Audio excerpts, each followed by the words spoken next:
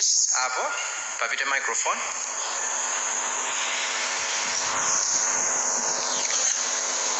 Chabwino zikomo kwambiri ndine Joseph Mazizi kuchokera ku Capital FM. Ndimafuna ndifunse kuti how realistic are you in your manifesto? Because zimene anthu ambiri akumadandaula kuti timalonjezedwa zinthu zambiri koma kukwaniritsa kumakhala kovuta. How realistic are you? Thank you.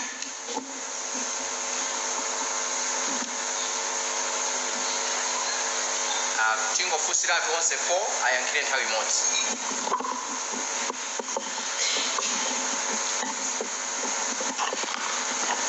Zina langa ndi Robert Chandilira kuchokera ku Planter Synod Radio. Olemekezeka President, ndimafuna titadziwa komanso Amalawi ali ndi chidwi kunjako mmene mwakhazikitsa manifesto imeneyi akufuna atadziwa kuti ndekuti chitseko mwachitsekera anthu kwa zipani zina zimene mwina zingakhale ndi chidwi kuti zithe kuyenda nanu limodzi pa zisankho zimene za chaka chino. Sikumwambia. Ndine Kenford Ndima wa Zodiac. Mwayankhulapo nkhani yokuti dziko la Malawi lili m'mavuto akulu angongole. Mukuyankhulanso nkhani manifesto mwanu kuti mutsitsa misonkho zimene kampani zimapereka komanso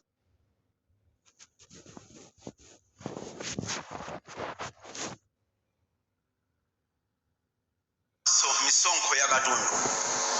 Ndimafuna kudziwa kuti kodi UTM zomwe mukuyankhulazi ndalama zake zichokera pati, chifukwa mwangoyankhula nkhani imodzi yokuti mbali ina zichokera m'budget ya dziko la Malawi koma mwadzudzula maulamuliro ambuyo kuti anakongola kwambiri zimene zabweretsa mavuto amene alipo.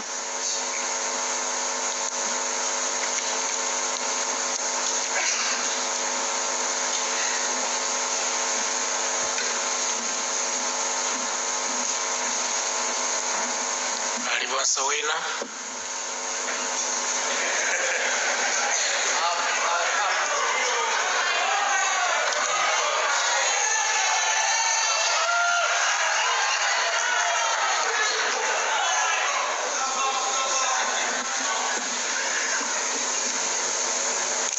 President UTM. Timalankhula ndi a spokesperson a chipani chanu pofunsa kuti kodi tiyembekezere zotani makamaka manifesto imeneyi. Ndana ndiyankha mchingerezi akuti people centered manifesto. Kapena mchichewa chomveka bwino kuti manifesto imeneyi kuyang'ana ndithu zimene zokhumba za anthu kapena kuwathandizira anthu. Ndimafuna ndikufunse inuyo izi zitakhala kumamva aliwonse amene akumapereka ma manifesto akukonda kunena nkhani imeneyo people centered to a point that we are thinking it's become a word that is overused, a cliche. Can you define in UTM's definition tikamati people centered in UTM tikutanthauza chani? Sikomwambia.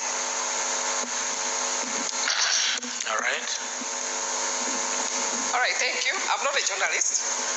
I have a question in terms of your manifesto is talking much more on promoting manufacturing sector and then even the exportation of goods to other countries.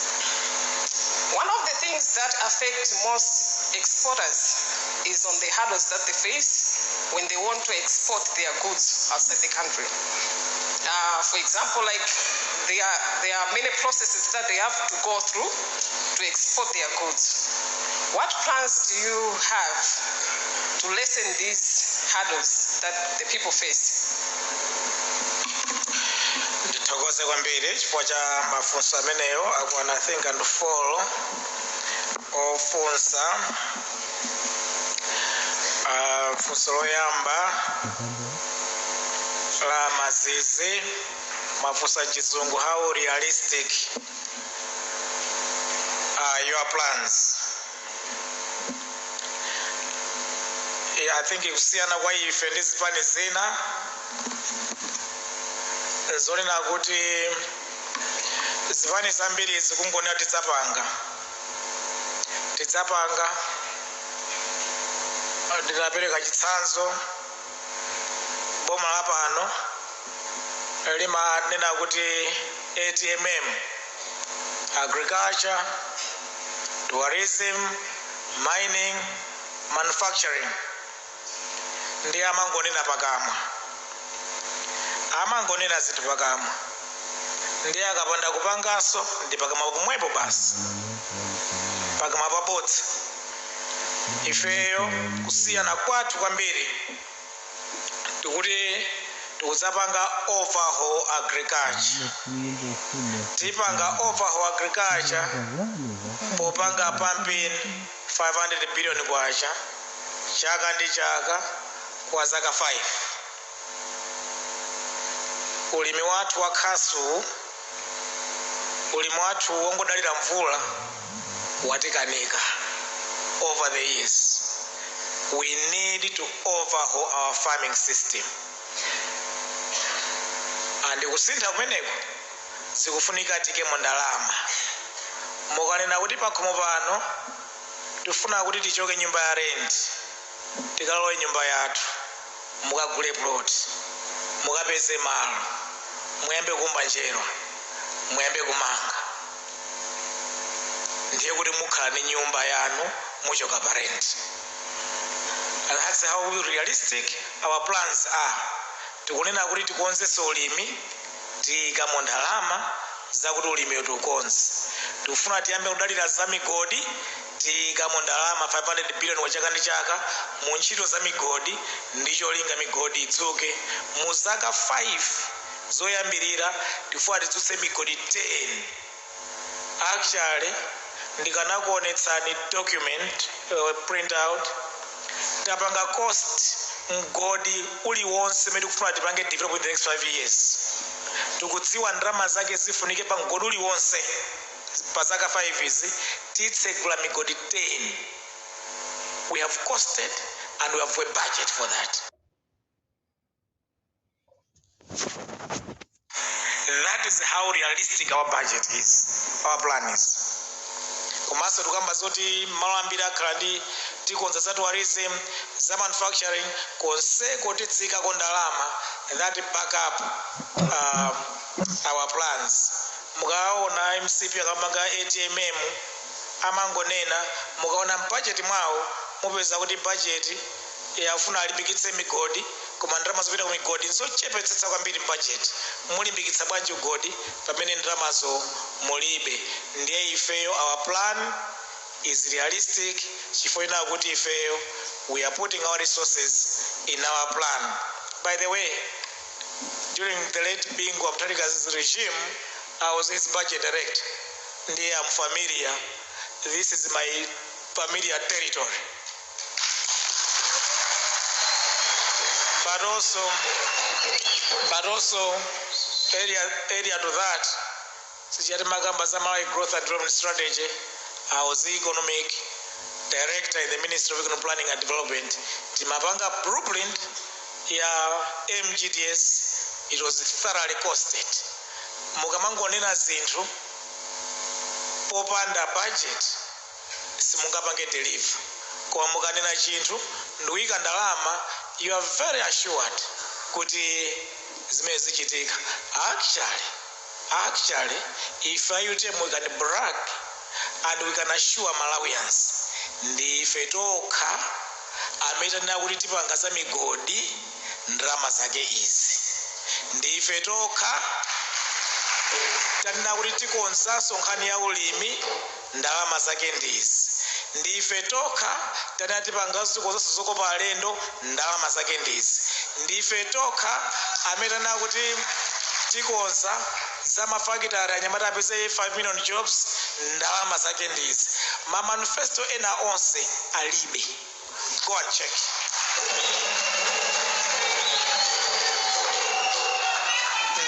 That is how realistic our plan is.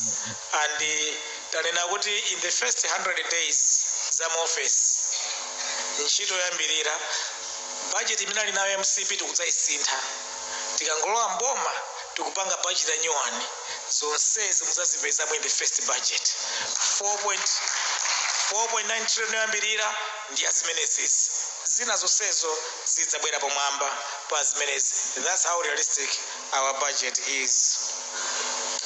Ndiye mukuti kodi no I think Amidima no Robert kodi nde kuti chitseko mwatsekeratu ino ayuti mwatseka chitseko ena tata afuna abwera asirira manifesto yathu ati join, they are welcome.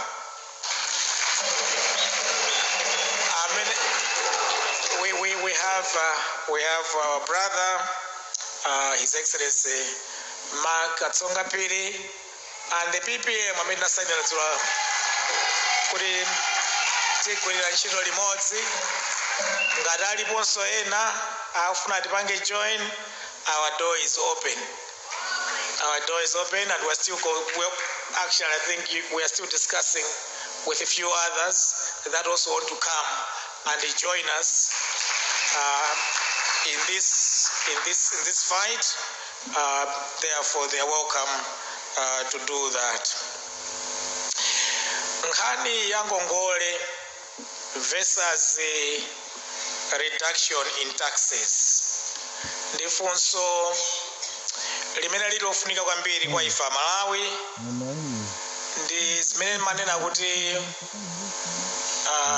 ntchito imene ili pa 16 September pita tsogolo ndi ntchito osati yamasewera. Amene akutenga boma pa 16 September akutenga a bankrupt, broken economy. Akutenga dziko limene lili ndi zingongole zimene 24 trillion zija, and yet ili ngati nyumba yakuti muli ndi 100 million kwacha akatapira mukupeza 100,000 kwacha pa mwezi. Chakueconomics imana kuti tikupeza 100,000 kwacha pa mwezi, tili ndi zingongole zakatapira 100 million kwacha pa mwezi, tizikabwereka 1 million kwacha pa mwezi kuti tizipitira kuyendayenda. That is Chakueconomics.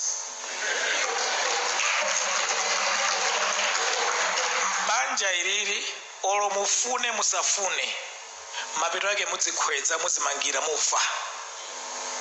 Banja la nzeru limana kuti tili ndi zakatapeza 100 million kwacha tikupeza 100,000 kwacha, bwanji tidye 50,000 kwacha, ndiye titenge ka 25,000 kwacha tiyambe business ya mandazi, titenge ka 25,000 kwacha tiyambe kuchepetsa ngongole.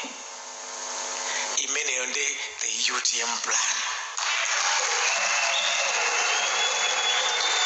Imeneyo ndi UTM mmene tikuna kuti tikangolowa mu ofesi ntchito yoyamba ndikukonza chuma cha dziko lino. Fiscal plan ndikukonza kuna kuti ifeyo tizifinye ndafotokoza kale austerity measures tizifinye for the first 2-3 years. Koma metu kuzifinyamo tikupanga ka business ka mandazi, tiike ndalama ku mandazi faino kiti zimane.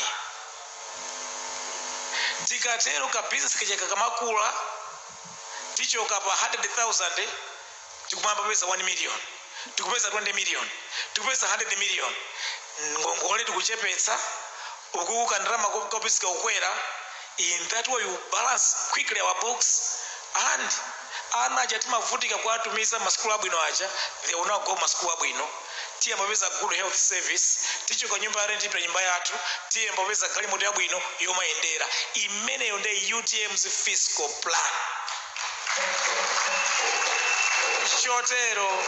Chotero zimeti kuna kuti tikangolowa mboma day 1 tikusinthira tupanga over our fiscal plan tiendere imeneyi yona kuti kandrama kumene tikapesa kacha tiike kwambiri moizi tolerance over our agriculture invest in mining, invest in manufacturing, invest in tourism, bring all Malawians akhale kugwira ntchito kuthamanga pa ground, ena ku migodi, ena kuzokopa lendo, ena kuiso, ena aliyense akugwira ntchito Malawi tikutulukisa katundu ochuluka already ndiyo timamoti kupeza 100,000 kwacha pa mwezi, tayamba kupeza 100 million kwacha mwezi. We want to grow the economy first, then reinvest that growth into other sectors, or social sectors of our economy. Plan yathu is fiscally prudent, economically prudent, and everything else prudent. Koma mukamapanga grow like that, then aliyense amve obwino okhala ndi growth in the economy. Chifukwa business gata kufinyika, then you can't have growth. You need to support the businesses by bringing down taxes. Ndiye ma taxes atuwa, no any other party can beat our taxes. No any other manifesto that I know of can beat our taxes. Mukanena people-centered manifesto ikutanthauza number one, kunena kuti alimi amene pano akufinyika akumagula fertilizer pa 158,000 kwacha per bag, tikakonza nkhani ya production ya fertilizer nziko mwe muno, mtengo wa fertilizer utsika to no more than 50,000 kwacha per bag. That is a people-centered plan. Alimi make up 80% of our population. Amadalira their livelihood from farming. Tikakonza nkhani ya ulimi, automatically 80% ya anthu onse amene ali ku ulimi apeza phindu labwino. Achinyamata ndanena kale, they make up over 75% of the population are below 35 years of age. Tikakonza nkhani ya migodi kubwera ntchito 5 million. Tikakonza nkhani ya mafakitare kubwera ntchito 5 million. Tikakonza nkhani ya ulimi, tikakonza so zina zonse another 4-5 million. Dziko lino tilipo 20 million, 21 million. Ali pa ntchito ndi 1 million okha. If we are going to create new jobs as much as 10 million, zimenezozo anthu amene sali pa ntchito apeza ntchito. That is what we mean a people-centered manifesto. Pomaliza, hustles in exports. Ma hustles onde ndambirimbiri siku exports koka. Even atukuti atsegule ma businesses, apereke misonkho, atani apeze, even kungopeza ploti, upeze driving license, upeze passport, upeze chani, kuboma kukuli mavuto. Osata masewera, ankhani. Anthu akuvutika, aliyense akuvutika kupeza chinthu. Ifeyo from day one, Malawians mundivere, from day one we are going to implement the Chilima report. From day one.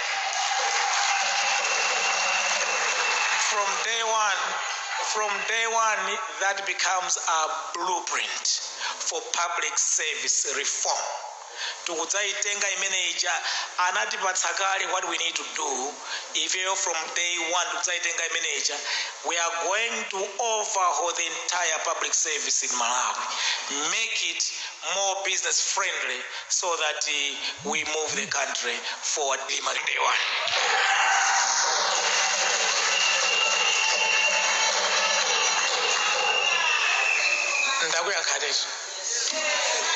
Thank you so much.